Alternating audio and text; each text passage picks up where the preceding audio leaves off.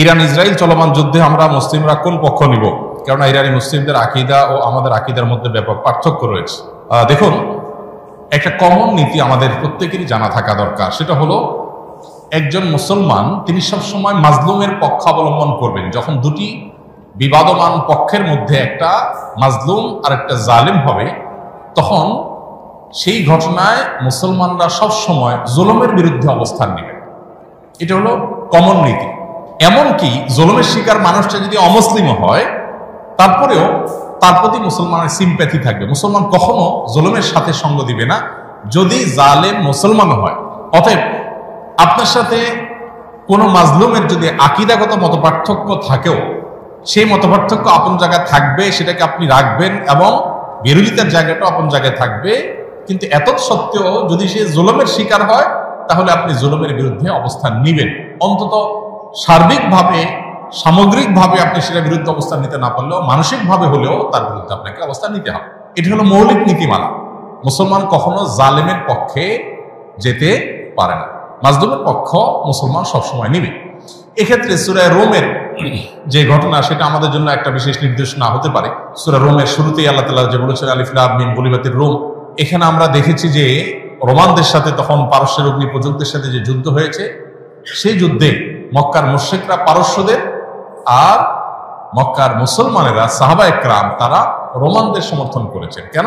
কারণ রোমানদের সাথে আকীদাগত মতপার্থক্য থাকা সত্ত্বেও তারা আসমানি ধর্মে বিশ্বাসী, মুসলমানরা আসমানি ধর্মে বিশ্বাসী। এই জায়গাতে মিল আছে, এই যে ঐক্যের একটা যোগসূত্র আছে, সেটার ভিত্তিতে তাদের প্রতি সমর্থন ছিল। আর পারস্যের তারা মুশরিক ছিল, ঐক্যের যোগসূত্র ছিল না সে অর্থে, এই জন্য তাদের বিরুদ্ধে ছিল।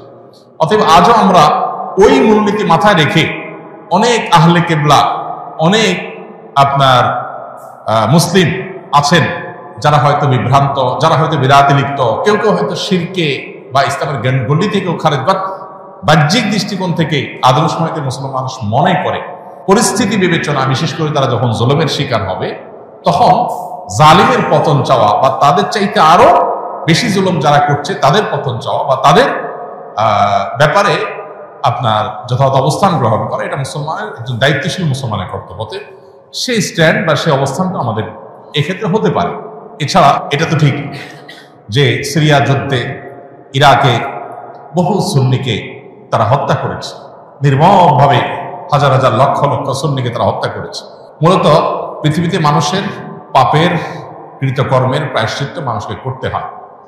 বিশেষ করে জুলুম যদি করে কেউ, তাহলে জীবদ্দশাতেই তার প্রায়শ্চিত্ত করতে হয়, আখিরাতে তো আছেই। এই জন্য জুলুম থেকে আমরা সবসময় নিজেদেরকে বাঁচিয়ে রাখবো। কোনো যুক্তিতেই আমরা জুলুম করব না। এমনকি যুদ্ধক্ষেত্রেও নবী সাল্লাল্লাহু আলাইহি ওয়াসাল্লাম আমাদেরকে জুলুম করার পারমিশন দেন নাই। অমুসলিমের সাথে আল্লাহ তাআলা জুলুম করার পারমিশন আমাদেরকে দেন নাই। অতএব যেই জুলুম আল্লাহ নিজের জন্য হারাম করেছেন, হাদিসে কুদসিতে আল্লাহ বলেছেন, ইন্নী হারামতু যুলমা আলা নাফসি, হে আমার বান্দারা, তোমরা জেনে রাখো আমি নিজের প্রতি নিজের জুলুমকে হারাম করে রেখেছি। ফালা তাযালামু, অতএব তোমরা একে অন্যের প্রতি জুলুম করিও না। এটা আল্লাহর কথা, হাদিসে কুদসি তিনি বলেছেন। সো জুলুম থেকে আমরা হাজার মাইল দূরে থাকবো, আমার দ্বারা যেন কারোর প্রতি অবিচার না হয়। কারণ জুলুমের পক্ষে যারা থাকবে তাদের পতন অনিবার্য, আজ হোক আর দুদিন পরে হোক। ইসলামিক দলের ওরা কি বাধ্যতামূলক কিনা, নির্দিষ্ট দল না করলে কি মানুষ কাফের হয়ে যাবে? ভাই, এগুলো হলো বিভিন্ন আমাদের ভাই ব্রাদারদের বাড়াবাড়ি। বিভিন্ন ইসলামিক দলের কর্মীরা তারা তাদের মতো করে অনেক কথা বলেন, যেগুলো আসলে না কোরআন হাদিসে আছে, না তাদের দলের নেতারা তাদেরকে ভাই বলেন। এরকম অনেক ভাই ব্রাদার আছেন যারা এই ধরনের কথাবার্তা বলেন। একজন মুসলমান রাজনীতি সচেতন হতে হবে।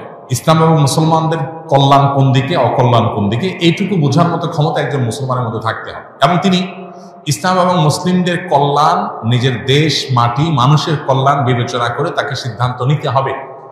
তার কোনো সিদ্ধান্ত এটা যদি কোনো খারাপ মানুষের বা ইসলাম মুসলমানদের প্রতি বিদ্বেষ পোষণকারী বা ইসলামের ব্যাপারে অমনোযোগী মানুষের এগিয়ে যাওয়ার পথকে উন্মোচন করে, সে আল্লাহর কাছে দায়ী থাকবে। এই জন্য তার রাজনীতির সচেতনতা, তার মতামত এবং ভোট প্রদান, এগুলোর ক্ষেত্রে অবশ্যই দায়িত্বশীলতার পরিচয় একজন মানুষকে দিতে হবে।